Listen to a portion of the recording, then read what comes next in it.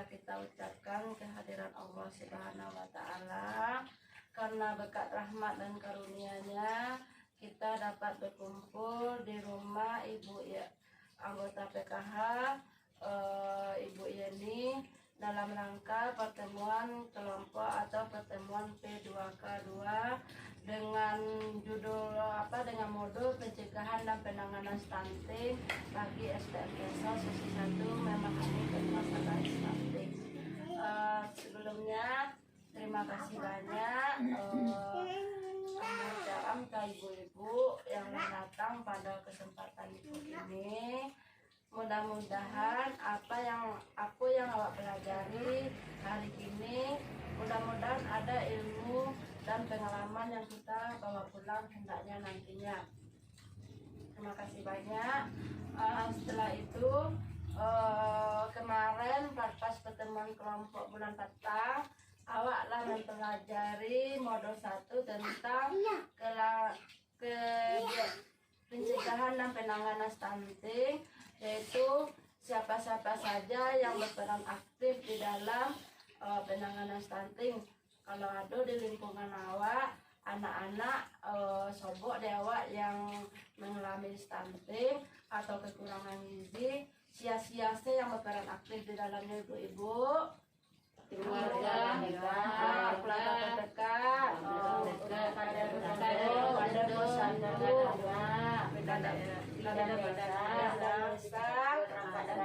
perangkat nagari, wali nagari, bidan dari puskesmas, bidang puskesmas, TKSK, PSN. Nah, jadi itulah yang kita bisa melaporkan kepada yang kita sebutkan tadi jika ada kita menemukan anak-anak yang mengalami stunting di lingkungan tempat tinggal kita ya ibu-ibu ya.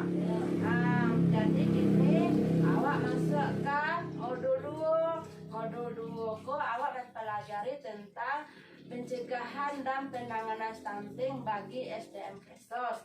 Sesinya kalau pelajari kini memahami permasalahan stunting. Di situ apa yang permasalahan stunting kok. Jadi beko awak tahu bahwa sampai ada karena anak waktu stunting, apa penyebabnya, sudah itu apa tuh stunting, tuh beko apa dampaknya bagi anak-anak awak. Itu yang akan awak pelajari hari ini. Nah, di situ ambo lah ada menyediakan sebuah batang pohon. Ke pohon apa ke ibu-ibu? Batang karambi atau kelapa. Nah, di batangku lah nampak dewa ada daun, buah, batang, itu akar.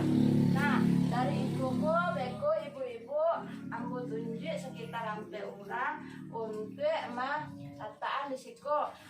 Tujuh letaknya di situ akan punya anak di rumah. Nah, awak pun ingin anak awak tuh beko lah kadangnya ingin jadi apa anak awak tuh beko disabukan alasannya anak awak kalau lah kadang ingin jadi apa. Ini dimulai dari Ibu Risna.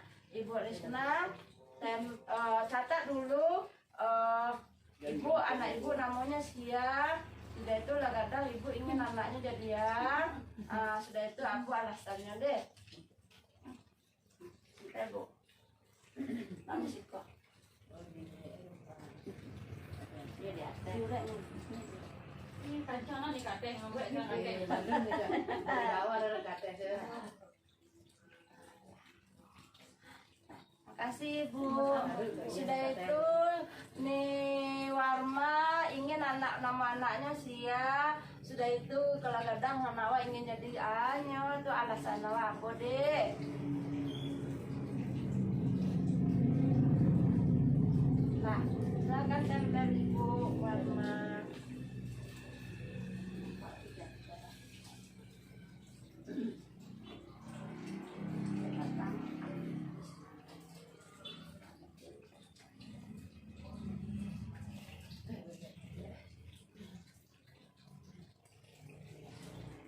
Kasih Ibu Warma. Selanjutnya Ibu Karma ini ingin anaknya nama anak Sia. Sudah itu ingin anaknya kadang jadi ya Bu ya. Silakan Ibu Ika ditempel.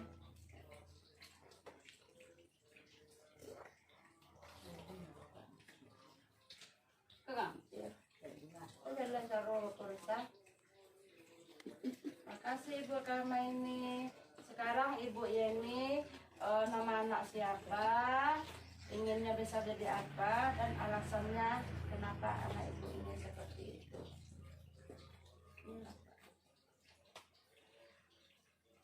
Ditempel di daun. Makasih Ibu. Nah, sekarang kita tanya dulu Ibu Risna.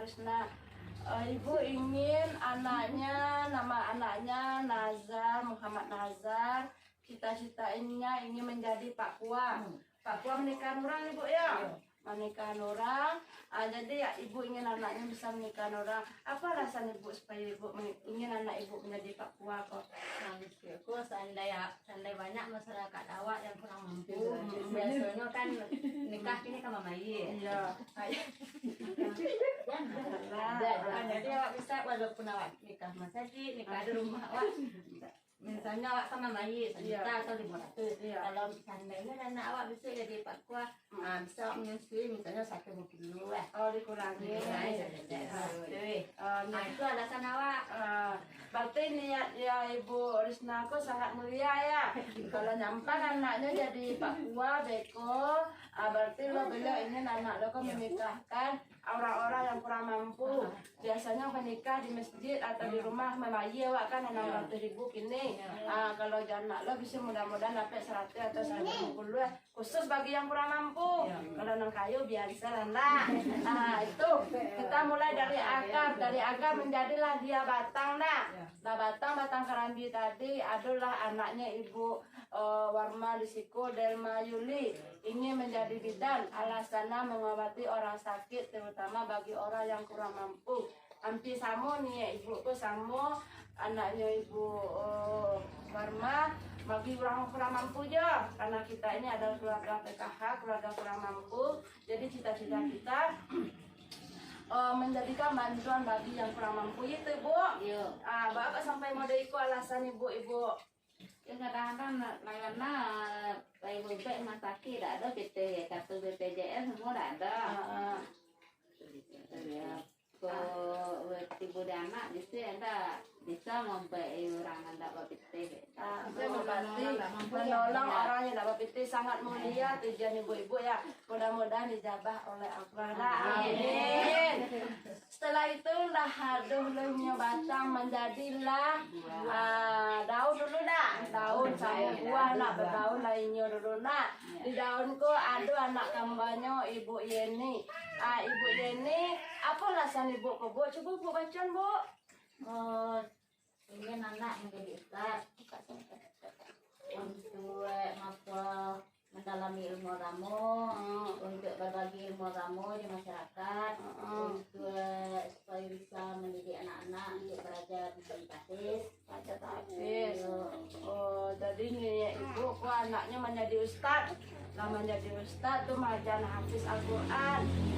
Hafiz Al-Quran enggak lupa bayi dong. Berarti kamu nih awak yang ada di situ bersama awak. Jadi soalnya anak awakku mendalami ilmu Al-Quran agama tapi tidak membayar. Alhamdulillah mudah-mudahan tercapai lah. Amin. Setelah itu menjadi buah apa namanya tuh, lalu daun, dulu buah. Di buah di situ ada anaknya Ibu Karma ini ada Respa. Ibu ingin anaknya jadi apa? Jadi guru. Oh jadi guru. Apa alasannya tuh Bu? Alasannya di situ Ibu ingin bisa anak Ibu tuh mendidik orang, mengajari anakku sopan santun, berbagi ilmu, cara menghormati orang yang lebih ganteng darinya. Pasti di situ kami ke sekolah anak kami bisa mengaji loh karena Ibu Bu. Lah bisa beres ya. Dia seperti itu ya Bu ya. Jadi di sekolah ada akar batang daun buah, mudah-mudahan batang kerambi ku batang yang belaranca sebagai contoh nah. Jadi seperti itulah nawa. Kamu di padi makin bersih, makin menunduk. Allah menjadi orang anak aku jangan sampai sombong nah. Pokoknya wak tunjukin dari dasar kok. Nah, ibu-ibu dari dasar dari bawah nah.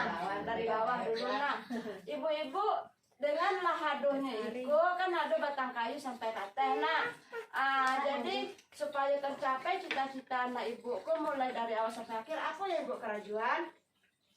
Kenapa kamu tadi kan di sekolah? Di sekolah. Sudah itu? Iya, makanan bergizi. Diagi makanan yang bergizi. Sudah itu? Dididik di ilmu agama. Dididik dengan ilmu agama. Alay. Yang penting kita berusaha mencari materi, nah, supaya bisa kalau anak-anak sekolah tuh kalau mau dipilih itu harus memiliki biaya, nah, jadi berusaha kita bersama-sama. Lama ibu tuh sekarang nambah dua jawabannya deh. Nah itu dia. Kalau anak-anak model itu, jadi tadi seperti yang disampaikan ibu tadi, kita harus memiliki gizi. Baliklah awak ke stunting tadi, balik. Nah, stunting. Stunting kok tahu ibu-ibu apa itu stunting? Anak kurang gizi. Apa leh? Anaknya umurnya udah cukup tapi baretnya kurang. Anak tingginya kurang. Itulah yang dikatakan stunting. Anakku kondisi gagal tumbuh pada anak mulai dari janin. Berarti mulainya dari parut. 1000 hari santian ibu Yeni. Kasihlah tepuk tangan ibu Yeni. Jadi anak awakku lah dikatakan stunting itu mulai dari dalam kandungan inyo.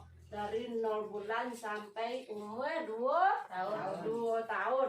Jadi awak harus pandai-pandai menjaga anak supaya indah stunting inyo. Nah, secara pertamanya supaya anak awakku tidak stunting, Pak biasa-biasanya ibu mungkin kok lah ada anaknya yang tiku, yang dua, anak satu lah. Ada yang pertama yang 4 seorang kena ada dari siku dah. Paling kurang 2, 3 atau sampai. Nah, ibu-ibu lah berpengalaman supaya anak awak kena stunting yang pertama pada 3 semester yang pertama. Awak harus rajin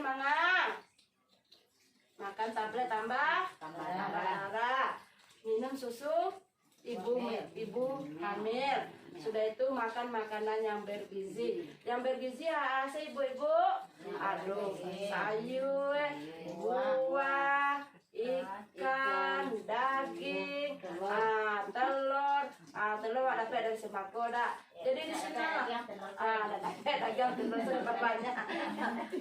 Jadi selama hamil awak model itu, awak harus banyak makan makanan yang bergizi agar anak awak tidak stunting. Badannya kurang, tingginya kurang. Sudah itu apa lagi? Tumbuh kembangnya, pergaulannya beko di dalam pendidikan ini agak kurang dari yang lain. Itu yang menyebabkan stunting. Sudah itu beko selama di dalam kandungan seperti yang kecil tadi, awak pakai posyandu. Posyandu adalah wajib bagi ibu-ibu yang sedang hamil nak. Bawa posyandu sudah itu dicek di bidan beko. Bara panjang anak awak, bara bareknya, sudah itu baa lingkar kepalanya kan banyak daging kodo. Sudah itu daging awak suntik lah, disuntik awak. Di jalehan lah kalau anak ibu kalau tidak stunting, lain ada doh. Tapi kalau ada anak awak, janin awak beko yang stunting, awak pasti disuruh makan makanan bergizi atau makan tambahan dari bidan lah. Itulah tujuan dari pembelajaran awak agar anak awak tidak stunting ini. Nah, ibu-ibu udah tahu tadi dah stunting. Kini penyebab stunting itu aku lah. Penyebabnya gara-gara anak awakku sampai stunting ini. Kekurangan gizi. Sudah itu kurang kurang perhatian. Nah, ada perhatian dari awak mana awak hamil nah. Sudah itu kurang awak mengusik-usik stimulasi mengusik-usik anak, mengajaknya mengecek, mengajaknya berbicara, menangan-nangan ayat, mengajaknya pokoknya awak sibuk saja kerja awak kan. Jadi lalu awak menagih rangsangan karena awak itulah penyebab anak awak itu stunting. Kalau ditanya kalau orang awak stunting kecilnya faktor keturunan enak. Iya kan? Faktor gen. Kalau anak awak, apaknya rendah, pasti tipe anaknya rendah. Tidak mau dari itu. Jadi itu adalah mitos. Tidak bisa dulu kalau stunting. Cobalah dikecilan model itu. Nah, contoh model kami pendeknya doang. Tipe anak lo bapak tinggi-tinggi. Itulah contohnya. Nah, jadi stunting itu berdasarkan gen keturunan itu mitos. Jadi yang menentu anak waktu supaya tidak stunting, yang kurang gizi, yang cacat anak waktu segala macam, itu penyebabnya kurang gizi waktu awak hamil, kurang perhatian, kurang stimulasi. Awak dah sibuk saya kerja mencari-cari jadi, dah ada anak lama-lama awak dah tak apa saya dah. Anak tadi tak bagus-bagus, kan anak raja-ajaknya mengecek. Jadi kalau ada beko ibu yang memiliki anak di rumah, baru menantu, kecil kayaknya mau itu. Kalau kini yang dikatakan stunting tidak berdasarkan keturunan doh ya. Emang harus cukup gizi awak ya. Tanya awak makan gizi buah. Apalagi kini dapat sembako dah. Dapat sembako awak. Jadi banyaklah bantuan pemerintah supaya anak awak tidak stunting. Sudah itu dari dampak stunting pula. Dampaknya sangat buruk untuk anak-anak awak ibu. Nampak tamu beko kawan-kawannya lah tinggi semua kadang linyo naninya rendah dia baru lena beko di sekolah model itu lah daya tangkap daya ingat daya menangkoknya kurang. Jadi ibu mencari anaknya awak kan beko lah sekolah anak awak seharusnya masuk lokal A masuk lokal B. Itu nyolah ibu awak mencari anak awak beko orang latih ibu di C nya di A aja baru lah. Jadi tolong perhatikan anak awak supaya jangan sampai stunting. Di siku aduh yel-yelnya cik ibu-ibu. Yelnya baku ya sabuan deh. Ingin anak sehat kecewa. Nah, berikan gizi yang terbaik. Stunting kecewa. No kecik ibu-ibu dah. Are you ready? Yes, yes, yes kecik ibu ya. Tuh tepuk tangan deh. Lawak mulai deh. 1. Yang pertama, ingin anak sehat, kecewa di ibu. Nah, berikan gizi yang terbaik kecil ibu. Stunting, kecewa no, kecil ibu. Nah, are you ready? Yes, yes, yes, ya. Tepuk tangan. Nah, 1, 2, 3. Ingin anak sehat, Berikan gizi yang terbaik. Stunting, No. Are you ready? Yes, yes, yes. Lihat awak ibu. Jadi itulah. Berapa menit dah? Bila lebih berbeda. Jadi ibu-ibu sampai di sekolah pembelajaran awak begini. Mudah-mudahan ada ilmu yang bermanfaat bisa ibu-ibu bawa pulang. Jadi sampaikanlah ke anak, ke tetangga, siapapun yang nampak anaknya kurang gizi, dia awak yang stunting, yang pokoknya ada kekurangan lah, silakan melapor kepada penampung PKH, bidan desa, kadet, PSM, aparat negara atau siapapun yang ketemu dengan ibu orang yang bisa menolong anak tetangga tersebut ataupun anak ibu di rumah supaya memiliki bantuan tentang anak stunting. Nanti bawa UPI-nya bersama-sama.